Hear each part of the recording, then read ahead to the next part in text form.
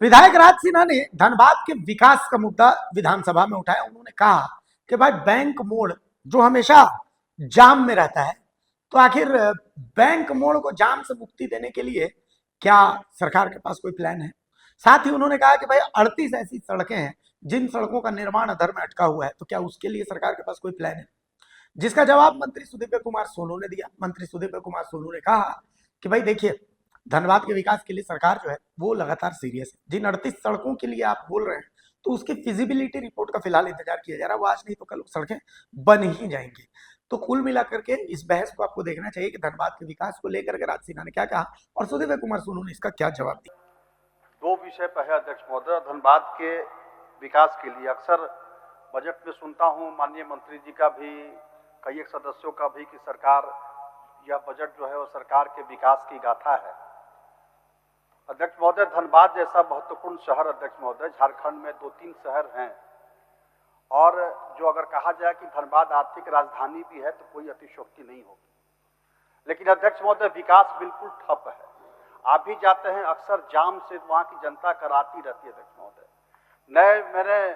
मेरा प्रश्न अध्यक्ष महोदय है कि जो बैंक मोड़ का जाम से निजात दिलाने के लिए अध्यक्ष महोदय पूजा टाकी से जोड़ा पोखर, काफी पुराना प्रस्ताव अध्यक्ष महोदय, सरकार का उत्तर भी आया है, वही ये जांच चल रहा है, वो जांच चल रहा है, जनरल अरेंजमेंट ड्राइंग के पास भेजा गया अनुमोदन के लिए, वहां से रेलवे में गया, फिर रेलवे ने कुछ आपत्ति जताई, फिर गया, फिर उसका जांच चल रहा है, और फिर उसके बाद उस पर काम होगा। और अंततः जवाब में यही है कि सरकार इनकार नहीं कर रही योजना से अध्यक्ष महोदय, लेकिन भविष्य में निधि की उपलब्धता के अनुरूप परियोजना के निर्माण का प्रस्ताव पर विचार किया जा सकेगा। दूसरा अध्यक्ष महोदय, कि जो अभी हमारा धनबाद तेतुलमारी भूली लेन एक तरफ से आ रहा है, दूसरी तरफ से धनबाद बरौडा जीटी रोड को जोड़ने वाला सड़क है अध्यक्ष महोदय, और ये एक जो तेतुलमारी भूली वाला रोड है एक्सप्रेस वे है, और ये जो धनबाद बरौडा अध्यक्ष महोदय सड़क है, यह पूरे शहर को जीटी रोड से जोड़ता है। नया उपायुक्त कार्यालय, आरक्षी अधीक्षक कार्यालय, यह सब कुछ नया जो बना है इसी रोड पे अवस्थित है अध्यक्ष महोदय, और पूरे शहर का लोड इस पे अध्यक्ष महोदय, रोज वहां पर क्यों हो जाता है। आप क्या कह रहे हैं वहां पे अध्यक्ष महोदय 1 साल पहले से विषय आ रहा है, और अध्यक्ष महोदय वहां पहले फिजिबिलिटी रिपोर्ट भी आ गया, पॉजिटिव आ गया अध्यक्ष महोदय। इसका भी वही जवाब है कि भविष्य में निधि की उपलब्धता के अनुरूप परियोजना के निर्माण पर प्रस्ताव विचाराधीन है। अध्यक्ष महोदय, मैं तीसरा उदाहरण दे रहा हूं। मेरा प्रश्न आया भी था, डिस्कशन नहीं हो पाया। 4-5 साल पहले मटपुरिया फ्लाईओवर का अध्यक्ष महोदय मात्र 12% का। राज बाबू, अभी इस क्वेश्चन के परिप्रेक्ष्य अध्यक्ष महोदय वही मैं बताना चाह रहा हूँ, इस पर उत्तर ले, इसी पर अध्यक्ष महोदय उत्तर ले लीजिए। आप सब विषय एक साथ रख दीजिएगा, अखबार में छपेगा, ठीक है, माननीय मंत्री, उत्तर ले लीजिए। माननीय मंत्री जी, बड़ा स्पष्ट उत्तर सरकार के तरफ से माननीय सदस्य को दिया गया है, लेकिन उसके बाद भी अगर वो संतुष्ट नहीं है तो हम उनको सिर्फ यही बताना चाहते हैं कि जो उनका मूल प्रश्न या पहला प्रश्न जो था, इसमें 2 जगह पर रेलवे का ओवरब्रिज बनना था। रेलवे का एक नियम है जो गलत भी नहीं है, सही है। जनरल एडमिनिस्ट्रेटिव ड्राइंग जब अप्रूव करता है रेलवे, तो उसकी अधिकतम समय सीमा 2 वर्ष की होती है। क्योंकि रेलवे यह मानता है कि 2 वर्षों में अगर कोई उसकी नई परियोजना शुरू हो जाती है तो वैसी स्थिति में जीएडी को पुनः उनसे अप्रूवल लेना पड़ता है, और इसमें भी वही हुआ मान्यवर। जब डेडिकेटेड फ्रेट कॉरिडोर बना तो वैसी स्थिति में जो 64 मीटर का स्पैन था वो बढ़ के 102 मीटर का हो गया। रेलवे की परियोजनाओं में तमाम तकनीकी बाध्यताओं के साथ उसको समय पर पूरा कर पाना अकेले राज्य सरकार के बूते की बात नहीं है। माननीय सदस्य यदि चाहेंगे तो हम पूरी विवरणी देने को तैयार हैं कि राज्य सरकार ने कैसे करके क्या प्रस्ताव किया है, यदि वो चाहें। यह सदन का समय जाएगा, जैसी उनकी इच्छा हो।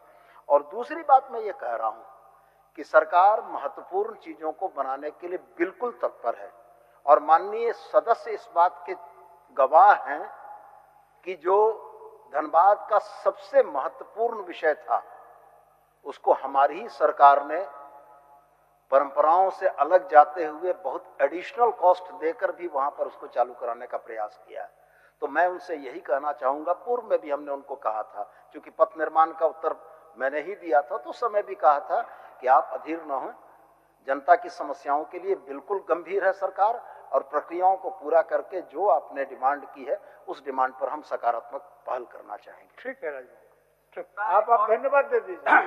धन्यवाद तो हम दे ही रहे अध्यक्ष महोदय, धन्यवाद नहीं देंगे तो कहाँ जाएंगे। और आप काम तो धन्यवाद कराने- के हैं तो दूसरा धन्यवाद एक- देने में माननीय मंत्री जी, दूसरा एक और पथ है, और मैं माननीय मंत्री जी को एक बात और याद दिलाना चाहता हूँ अध्यक्ष महोदय। इसी सदन में माननीय मंत्री जी ने कहा था, जब नवीन जी को जवाब दे रहे तो मुझे याद आ गया, इन्होंने मुझे कहा था कि बार बार ये प्रश्न उठाते हैं, अगला सत्र आने के पहले इनको नहीं उठाना पड़ेगा, इनका समस्या का समाधान हो जाएगा। मंत्री जी समझ गए होंगे। तो दूसरा पथ वाला जो मेरा ये जो जंक्शन पे है, जो हीरक पॉइंट के उस वाला पे मंत्री जी थोड़ा उस पे भी कुछ आश्वासन दे देते। हम लोग को तो आश्वासन ही सुनते रहना है, सुन रहे हैं।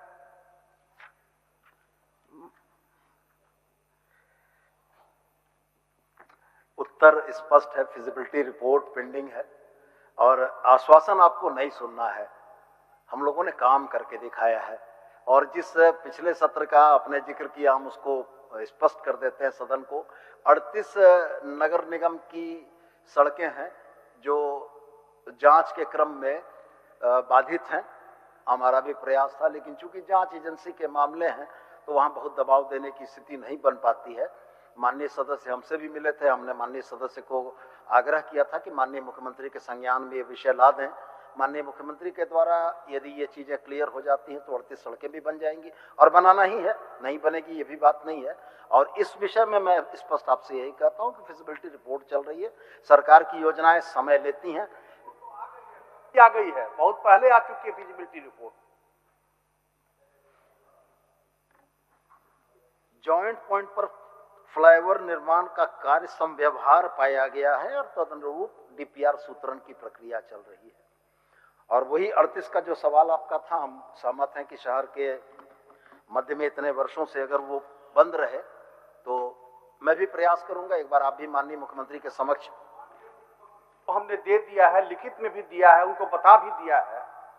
वो थोड़ा सा एक्सपेडाइट कर दीजिएगा आप लोग, पर्सनली थोड़ा सा आप भी बिल्कुल आप तकनीकी बाध्यता है, लेकिन थोड़ा परस्यू कर दीजिए। और भविष्य जहां तक सवाल है अध्यक्ष महोदय, डीएमएफटी के तो फंड हैं, वहां पे धनबाद में तो कोई प्रॉब्लम नहीं है।